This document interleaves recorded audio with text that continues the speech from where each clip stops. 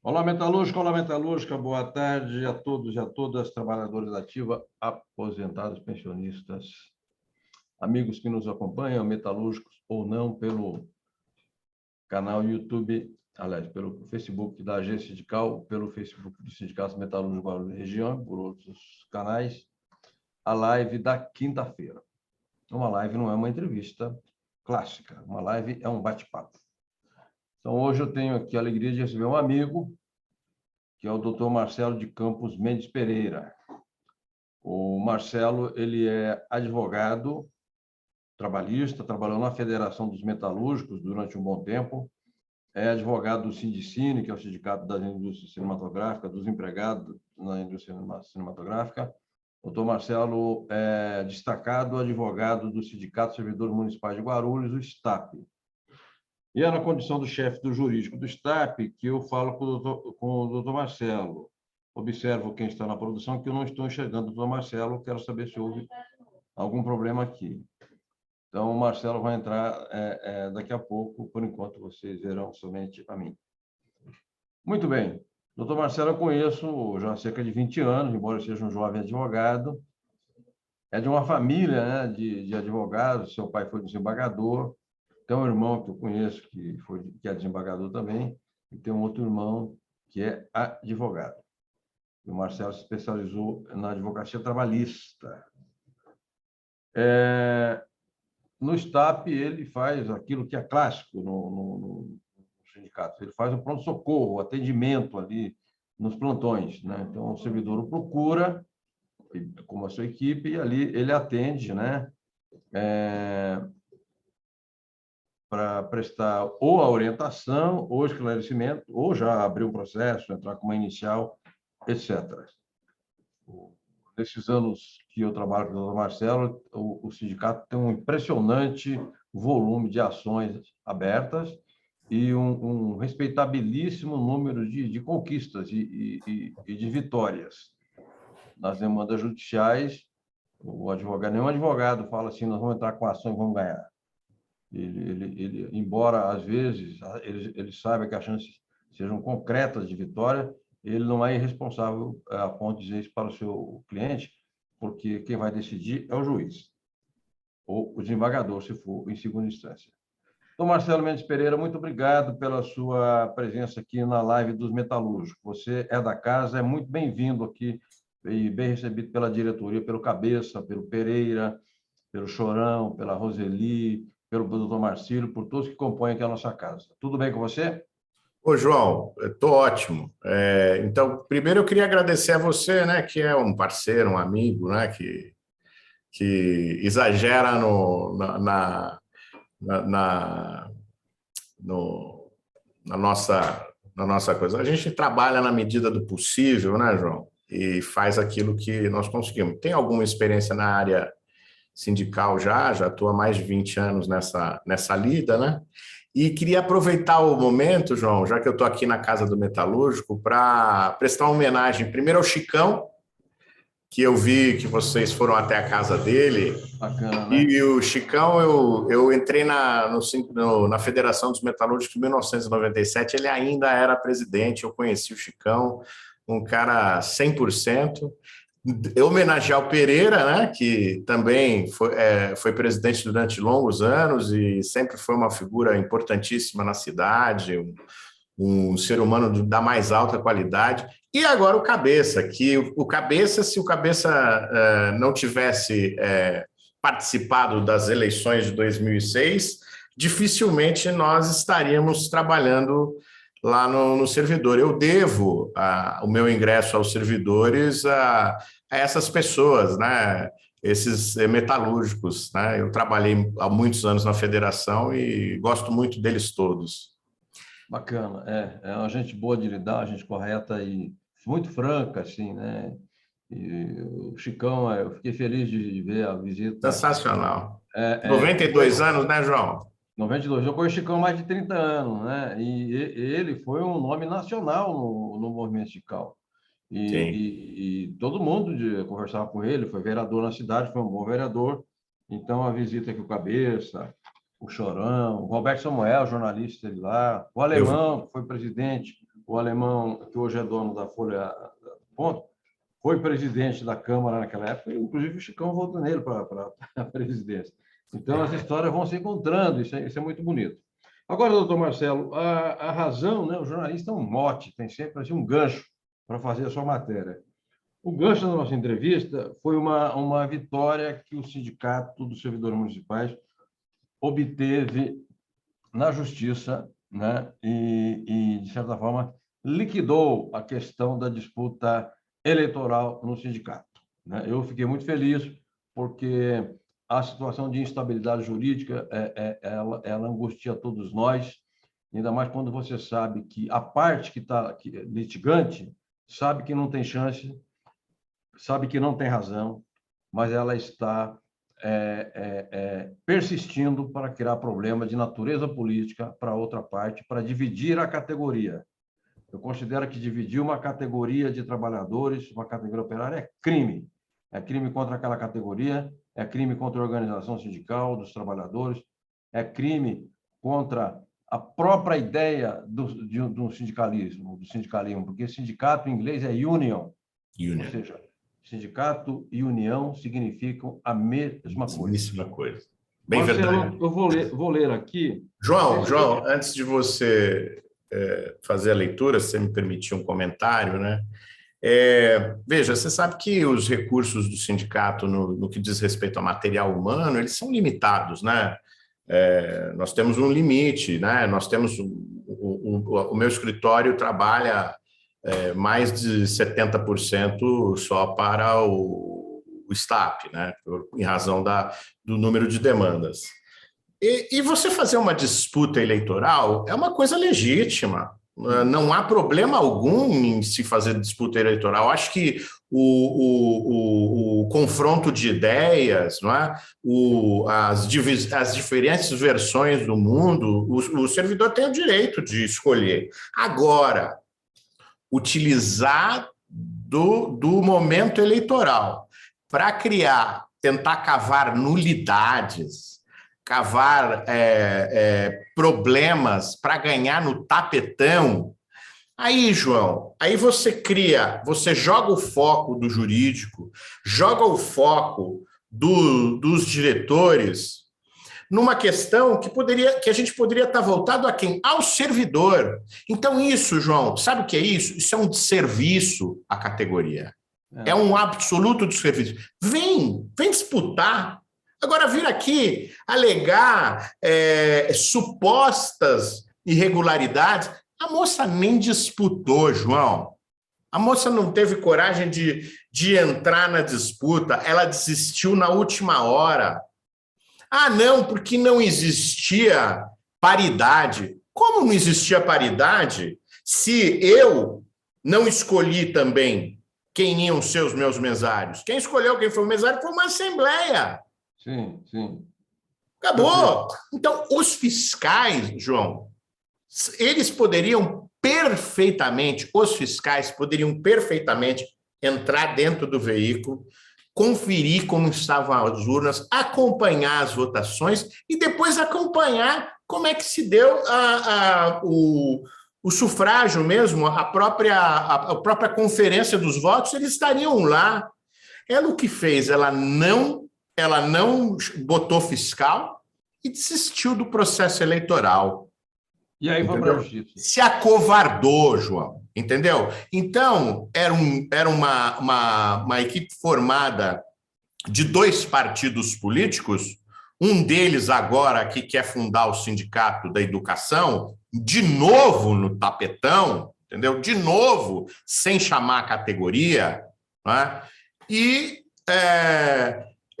acham que vão ganhar a vida sem disputa. Ninguém está aqui dizendo que não é para disputar. E, não houve publicidade. Você me desculpa, eu só complementar. Não houve publicidade. Como não houve publicidade? Você não se inscreveu? O Pedro Notaro não deu que ia ter eleição sindical antes das inscrições? O nosso jornalista das curiosidades, né, da cidade, né? Não dá para entender. Não dá para entender o que eles querem. Eles não querem enfrentar o trabalho, né? O trabalho eles não querem enfrentar. Doutor Marcelo, eu vou ler aqui, olha. Decisão do tribunal liquida demanda oposicionista, unidade da categoria prospera. Informamos aos sócios e demais servidores que a demanda judicial relativa ao processo eleitoral do Estado chega ao fim. A pá de cal na pretensão oposicionista foi jogada pelo Tribunal Regional do Trabalho em sentença unânime, dia 25 deste mês. E diz a sentença: acordam os magistrados da 11ª turma do Tribunal Regional do Trabalho da 2ª Região em conhecer do apelo e negar provimento ao recurso da reclamante, mantida a sentença de origem, inclusive no tocante arbitrado às custas. A sessão foi presidida pelo desembargador Sérgio Roberto Rodrigues, e tomaram parte do julgamento os revisores, o relator Ricardo Verta Ludovici, o revisor desembargador Flávio Viane Macedo e o terceiro votante, desembargador Eduardo de Azevedo Silva. A parte que pleiteava é a professora Viviane Sena dos Santos. Ela encabeçou a oposição. Sim. E teve um advogado aqui, não vou citar o nome porque ele advoga, é um profissional, ele atende quem procura. A decisão unânime, portanto, doutor Marcelo, não cabe mais recurso, ok?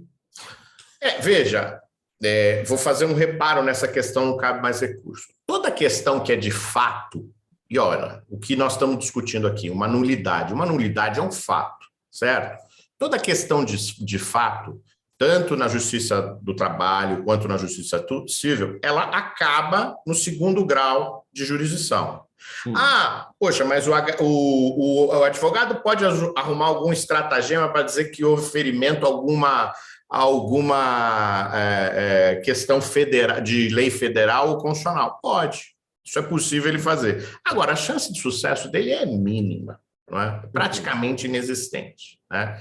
Então, por isso é que eu digo que o julgamento é final, porque sobre os fatos, que era sobre o que versava esse processo, sobre pretensas nulidades e fatos engendrados pela oposição, arquitetados pela oposição para fazer um processo, para tentar cavar uma nulidade inexistente, tentando desestabilizar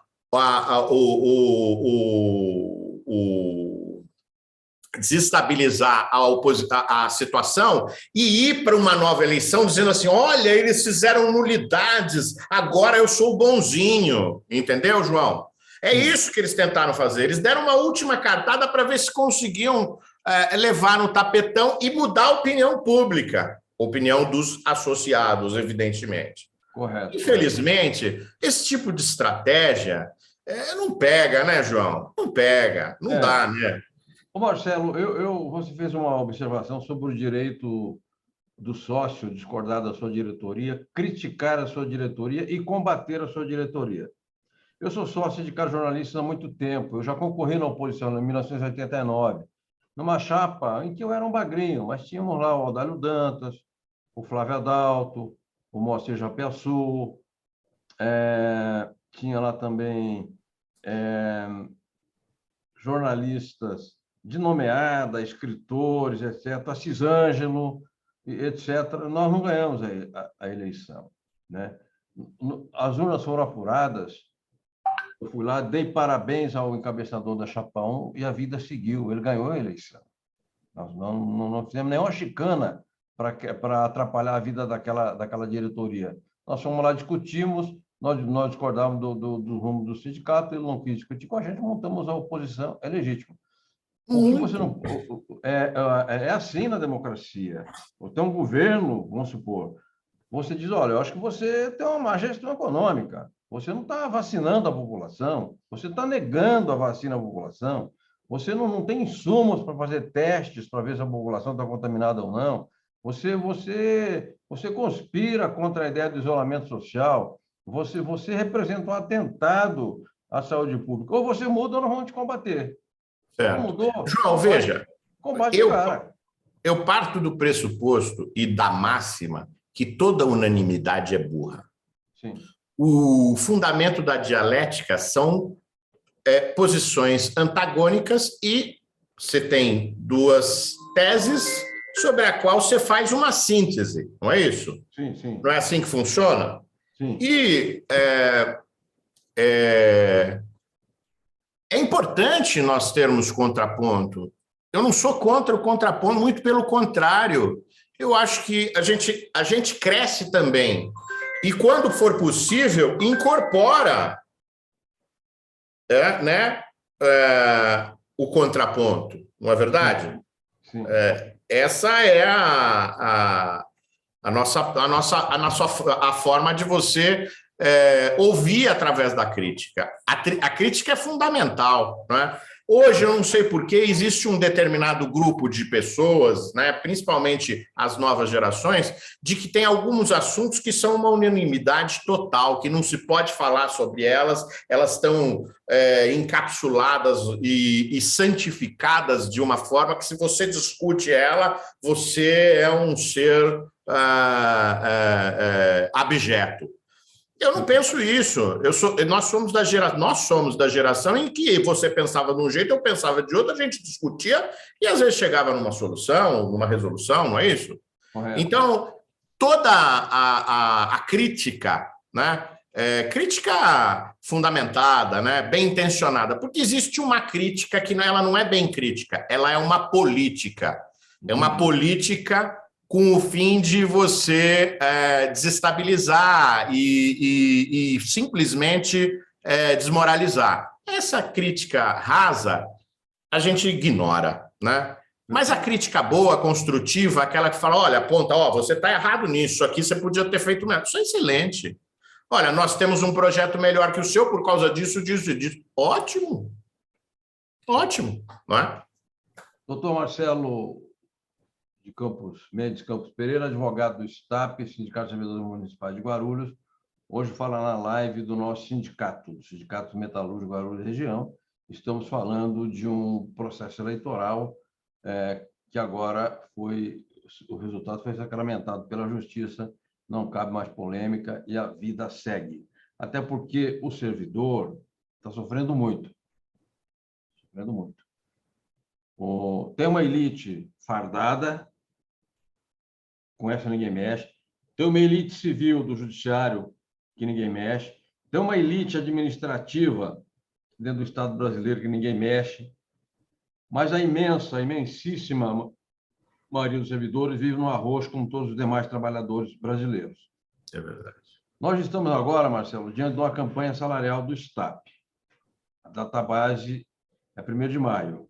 O sindicato realizou 15 assembleias e, no dia 15 agora de fevereiro, haverá uma Assembleia Geral que votará uma pauta que deverá ser encaminhada ao ilustre prefeito municipal Gutiérrez, que demitiu 4.600 pais de família agora de uma maneira irresponsável, insana, etc., fechando a Guarulhos. Eu queria saber da sua expectativa quanto à campanha salarial, como é que é elaborada essa pauta e qual é o procedimento da campanha salarial. Você protocola a pauta na prefeitura, no IPREF? Tá. João, olha, primeiro eu queria fazer um reparo, não é geral, ela é a final. Todas as assembleias são gerais, certo? Então, ela é uma assembleia final. As assembleias regionais não têm peso menor ou maior do que essa assembleia que vai finalizar a campanha salarial. Nós vamos computar todas essas assembleias para se estabelecer uma pauta.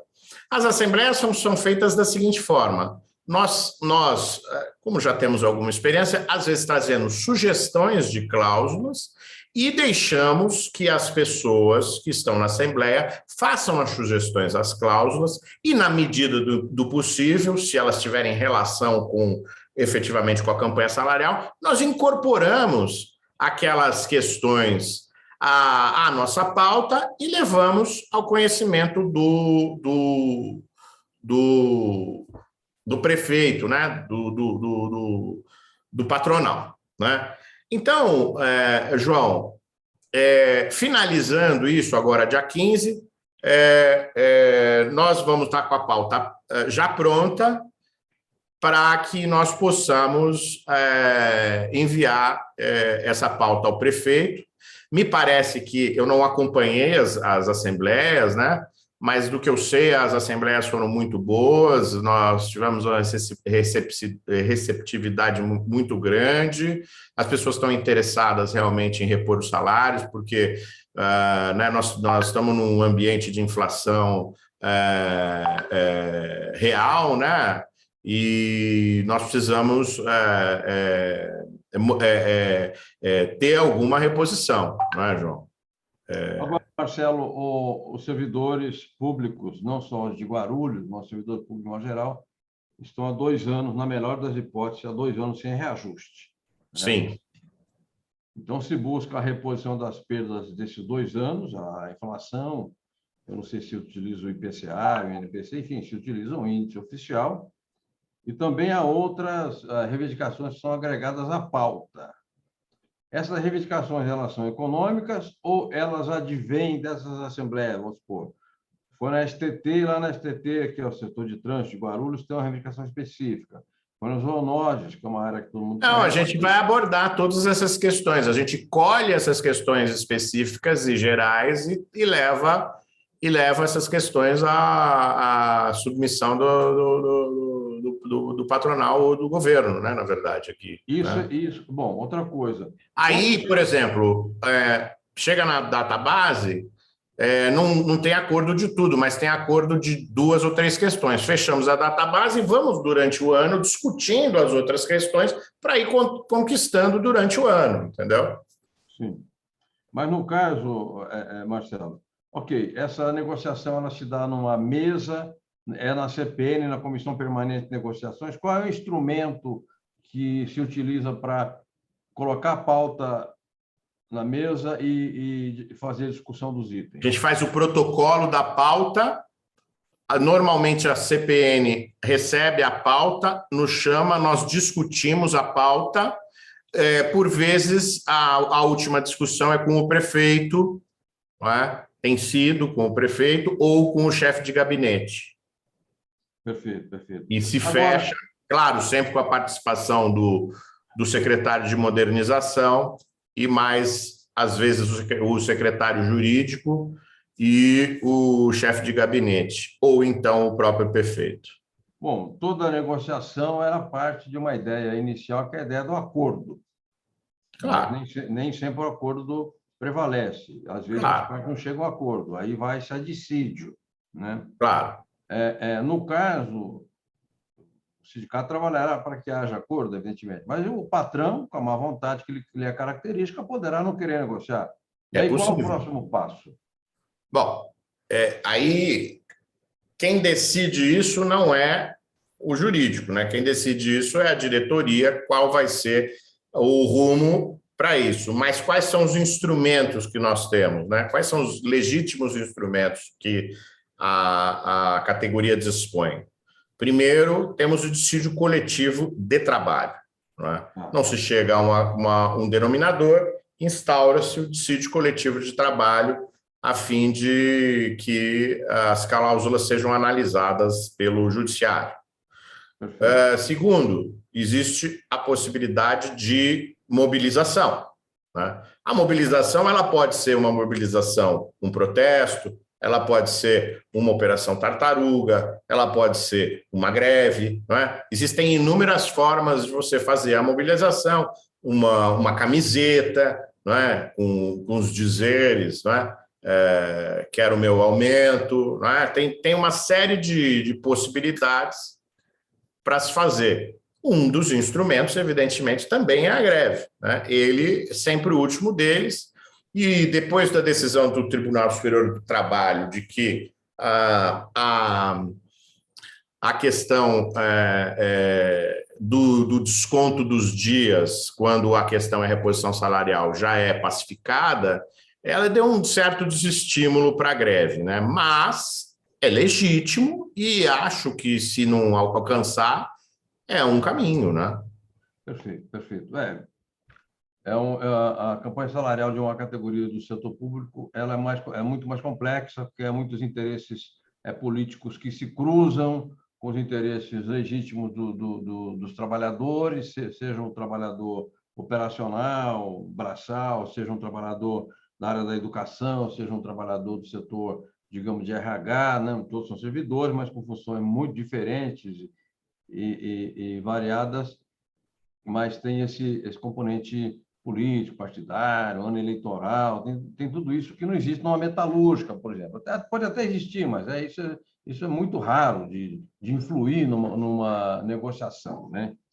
Agora, doutor Marcelo de Campos Mendes Pereira, por que os servidores estão com 2 anos arrochados? É lei municipal, é lei estadual, é lei federal, é tudo isso junto? Eu costumo falar que é a lei do Bolsonaro. Tá. É a lei do Bolsonaro, é 173, que congelou os salários e benefícios dos servidores durante 2 anos. Né? Ele suspendeu os benefícios. Então, você trabalhou 2 anos agora no serviço público e você vai ter que trabalhar esses anos como se não existissem para fins de benefício, e você ficou sem a reposição dos últimos 2 anos. Do último ano, né? Porque esse último ano é o ano de agora, né? Porque a lei acabou agora em janeiro, né? Tá. E essa é a situação, é o Bolsonaro que exigiu isso, porque por conta da Covid, todos os municípios praticamente pegaram dinheiro do governo federal para poder fazer frente, né, aos problemas na saúde. E todos esses municípios que pegaram dinheiro, se tivessem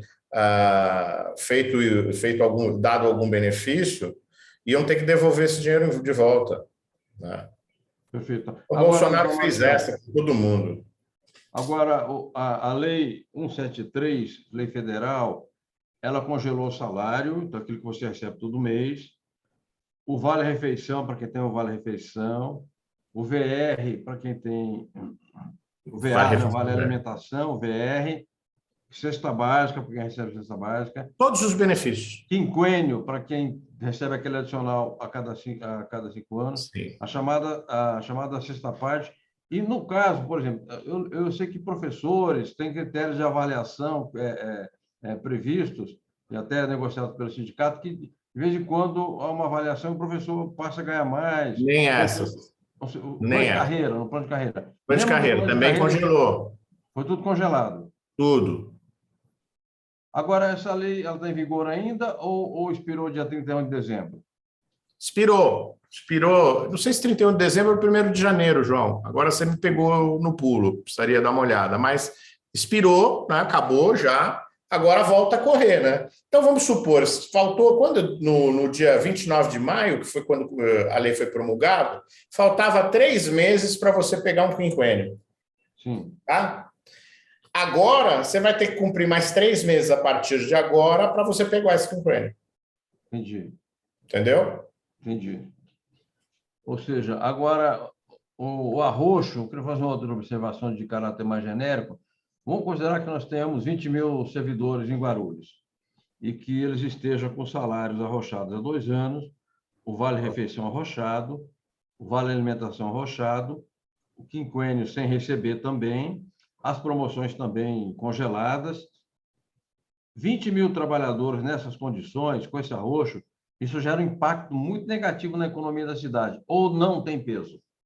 Não, é evidente que o peso é maciço, né? Porque você tem que entender que o serviço público no Brasil, numa grande maioria das cidades, ele é muito mais do que metade do que roda a cidade. Guarulhos é pujante, não é? Tem indústria química, metalúrgica, comércio pujante e tal. Mas esses 20 e poucos mil servidores, eles normalmente, não raro, são arrimo de família. Então, eles seguram a vida de 5, de 6, de 7, não é? Então, e esse dinheiro ele roda dentro da economia da cidade. Normalmente, o servidor público não ganha dinheiro para gastar em Paris, como quem lucra com as empresas, né? Ele vai gastar dentro da cidade dele, ele vai comprar o carrinho ali na venda do carro, ele vai no supermercado da cidade, ele vai comprar roupa ali no local da cidade, ele come dentro da cidade, não é? Então, ele gasta aqui, né? Ele gasta onde ele efetivamente está. Então, quer dizer, é óbvio que arrochar o salário do servidor diminui o poder econômico da cidade, evidentemente, evidentemente. Aliás, isso é uma coisa que é uma questão política que é uma das balizas, né, até federal, né, de se jogar, de fazer o mercado consumidor ser mais forte, né? E isso foi o que o Lula e o PT fizeram, né? De aumentar ao máximo o mercado consumidor, fazer com que o mais pobre tivesse mais condição e comprasse a geladeira, comprasse não sei o quê. Então, você faz um círculo virtuoso, né? Na economia, você alimenta o empresariado, você alimenta o emprego, você dá melhor oportunidade de qualidade de vida para o cidadão e assim a roda toca. Tirar dinheiro do mercado é ruim para todo mundo. Eu me lembro que o mais recente Congresso do Partido Comunista Chinês, nós estamos falando da maior potência econômica hoje do planeta, não tecnológica, mas econômica, sim, uma resolução oficial do partido, do comitê lá, dos mandatários, foi aumentar o salário médio do chinês, porque eles entenderam que o ciclo de exportação do país já era um ciclo que, digamos, não que ele havia se exaurido, mas precisava agora a economia chinesa se apoiar no próprio mercado interno, não é? Então, não há desenvolvimento que não se baseie no mercado interno. E outra coisa, porque a gente está falando de uma situação micro. E olha que você tá dando um exemplo, vamos dizer assim, em tese muito ruim. Por quê? Porque a China vive de vender as coisas para o exterior para tomar dinheiro de fora. Sim. E eles mesmos enxergaram que isso não é factível, que não é saudável, né? O exemplo que você está dando, mesmo eles que vivem disso, entenderam que o mercado tem que ser forte, o mercado interno, afinal, aliás, bilhões de pessoas. O Joe Biden, do outro extremo, né? O Joe Biden colocou como uma das metas aumentar o salário mínimo americano para $15 a hora, porque se o norte-americano não tiver não ganhar $15 por hora, o que vai acontecer? Em vez de ele comprar produto americano, que é produto tem um acabamento, tem valor agregado, tem a tecnologia, ele vai comprar quinquilharia da China e da Índia, né? Então, é óbvio, um prefeito que arrocha o salário, um prefeito que não promove os seus trabalhadores, um gestor, estou falando, né? E que não entende a importância da massa salarial para aquele mercado local de uma cidade de 1.400.000 habitantes, ele é cego, ele não tem a mínima visão a respeito de como é que funciona o mercado e como funciona a economia. Esperemos que nesta campanha salarial haja a reposição das perdas e algo mais. Doutor Marcelo Campos Mendes Pereira, advogado do Sindicato do Estado dos Servidores Municipais de Guarulhos, advogado que já foi da nossa federação, da Federação dos Metalúrgicos, tem um contato muito bom com todo o segmento metalúrgico do Estado de São Paulo. Nos falou basicamente de duas coisas durante esta live. Da vitória do sindicato, eu atribuo a vitória muito à habilidade, à competência técnica do jurídico. Parabéns, então, pela vitória, que jogou uma pá de cal na suposta oposição. Parabéns. E agora tem um novo desafio, que é a condução da campanha salarial. Desejo, doutor Marcelo, que a campanha seja conduzida da melhor maneira possível e que, ao final, também se faça justiça, embora não por uma sentença, se faça justiça via negociação para os servidores públicos municipais. Muito bom, João, muito bom.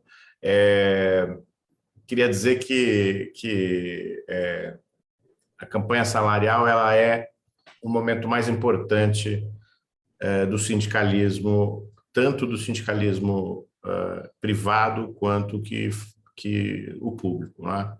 É um momento em que nós coletivamente representamos a todos os servidores e a todos os trabalhadores, e é um momento em que a gente tem condição de fazer justiça social, né? Então, eu queria conclamar os servidores que eles participassem dessa campanha salarial de uma forma efetiva, de forma construtiva, não só política, mas construtiva, para que nós possamos chegar a ter um denominador positivo esse ano, junto à Prefeitura de Guarulhos, né? Eu tenho o prazer e a satisfação também de advogar nos arredores de Guarulhos, no serviço público em Arujá, em outras cidades vizinhas aqui, e as pessoas estão conseguindo chegar a bons denominadores, né? O setor privado também parece que está trabalhando relativamente bem. Eu vi um estudo do Diese dizendo que boa parte do setor privado está conseguindo, pelo menos, a inflação, não é? Então, eu quero crer que a gente tem boas perspectivas para esse ano, né? É claro que isso vai depender muito da participação do servidor nessa campanha salarial, mas precisamos acreditar, né, João? Apesar de nós termos eu evito fazer comentários acerca do gestor, primeiro, porque eu sou técnico, eu não sou dirigente sindical. Segundo, porque nós ainda temos alguns anos para lidar com o Alcaide, né, e com o grupo de pessoas que o cerca. E, em razão disso, a gente evita fazer comentários, mas tem sido muito espinhosa desde o começo desta gestão em particular, não da anterior, mas dessa, tem sido muito espinhoso o trilhar com o nosso atual prefeito, principalmente por conta da demissão em massa na ProGuaru, que muito nos afetou, não é? Afetou a todos, não só na questão monetária, mas principalmente na questão afetiva, né? Eu atendo esses trabalhadores há 16 anos e eu gostava de atender esses trabalhadores. Era gente simples, gente humilde, gente trabalhadora, gente que trabalhava para comer, né? E é muito difícil, eu até me emociono, é muito difícil a gente ver essas pessoas no olho da rua, né? Muito difícil.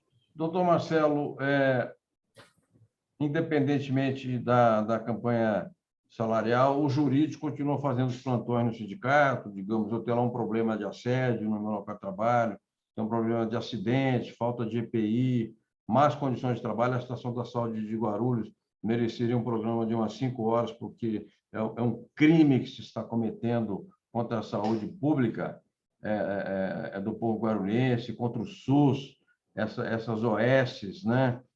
Eu tenho algumas OS aí que eu digo assim, chama logo o PCC, pelo menos com o PCC você tem uma possibilidade de fazer acordo, e eles não estão dizendo que eles defendem a saúde pública, porque eles, evidentemente, que não defendem. Eu queria falar um pouco sobre a saúde pública, não vai dar... João, o que eu tenho para dizer é o seguinte: eu não posso dizer que isso foi o Guti que criou, porque não é verdade, né? Isso, o governo Fernando Henrique foi quem criou essa ideia de organizações sociais e de terceirização na saúde, né? E, infelizmente, a esquerda brasileira seguiu esse exemplo, né? Nós tivemos aí o PT longos anos no poder e eles não modificaram isso, muito pelo contrário, eles aumentaram esse tipo de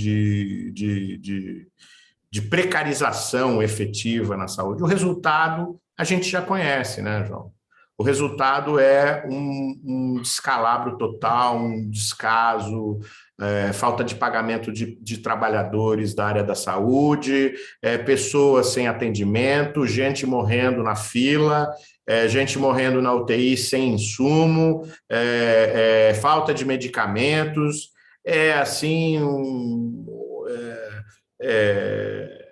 uma situação caótica que a gente não precisaria estar. Sabe por quê, João?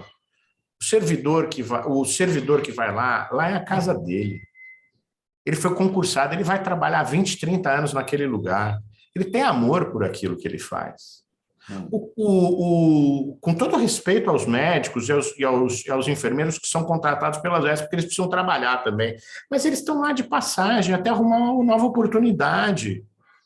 Sim, sim. Não é? Então, não tem como comparar o trabalho feito pelo servidor público e o trabalho feito por um sujeito que é PJ, que não recebe as verbas trabalhistas, que está lá de passagem no momento para levantar um dinheiro ali, levantar outro dinheiro aqui e ir para outro lugar, onde ele tem um pouco mais de estabilidade. Não é? Quer dizer, olha, o que estão fazendo com o serviço, com a saúde no Brasil, é um absurdo. Nós temos, talvez, o melhor modelo do mundo em matéria de saúde, que chama SUS. O melhor modelo. Tá? E conseguiram acabar com o modelo. Por quê? Porque saúde não é feito por modelos. Saúde é feito por pessoas. E se as pessoas não têm estabilidade, não têm segurança, não têm sossego para trabalhar, vai trabalhar como, João? Pois é. Aí olha aí, aí colocam uma, duas, três empresas, uma em cada canto, fatiam a saúde entre OSs, que é um jeito elegante de chamar empresa, né? Porque dizer para mim que não tem lucro é mentira, fatiam isso e colocam o trabalhador da forma mais precarizada, não pagam o trabalhador. Pô, se a prefeitura não paga o trabalhador, o mundo acabou. Não é? Agora, se a OS não paga o trabalhador, ele não vem, não acontece nada. Como é que faz? Como é que fica o cidadão? Pois é, o cidadão... Numa situação dessa, João? O cidadão fica nisso que você vê aí, desesperado e batendo no servidor público, como se o atendente de auxiliar de enfermagem fosse o culpado, como se a enfermeira fosse o culpado, como se a moça a atendente SUS fosse a culpada, porque chega lá com uma demanda, com uma revolta, com uma necessidade, com uma angústia e descarrega toda a sua ira em cima daquela vítima. É uma vítima agredindo a outra vítima. Isso é reflexo de gestão. Ponto. Gestão. O sujeito foi ser prefeito, foi ser governador, foi ser presidente para quê? Para gerir. Não é para jogar a responsabilidade que é ele para terceiros gerir.